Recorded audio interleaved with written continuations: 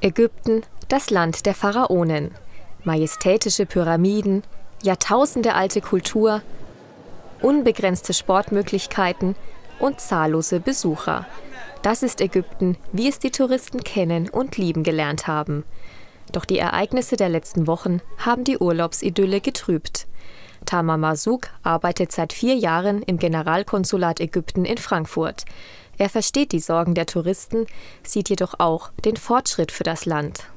Es passiert in Ägypten ist gerade eine sehr, sehr positive Entwicklung, eine friedliche Volksrevolution für ein besseres demokratisches Leben. Und das wurde vom Volk geführt und das war auch eine der seltenen weltweit auch als friedliche Revolution bezeichnet von allen Politikern der Welt. Die Reisewarnung des Auswärtigen Amtes besteht nicht für die Urlaubsregionen. Doch es wird dauern, bis das Vertrauen wieder so weit hergestellt ist, dass die Hotels so voll wie eh und je sind.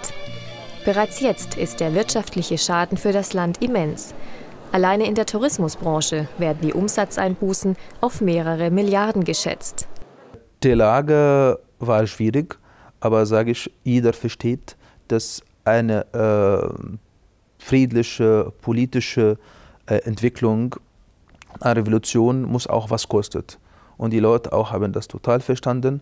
Und jetzt sind sie bereit, auch dafür zu arbeiten, dass alle ihren Verlust nochmal zurückzuholen. Weil Tourismus so wichtig für unsere Wirtschaft, das ist ungefähr 11,6% von unserem Nationalbruttoeinkommen und ungefähr 12% von allen Arbeitskräften im Land. Tiefer in die Tasche greifen müssen die Besucher für Sonne, Strand und Erholung jedoch nicht. Ein besonders gutes Produkt kostet immer was, aber werde ich sagen, es wird auch ein sehr gute Angebote am Markt geben und auf jeden Fall die Preise werden nicht teuer sein. Die Verantwortlichen tun ihr Bestes, damit auch künftig in Ägypten wieder der Traum vom Traumurlaub wahr wird.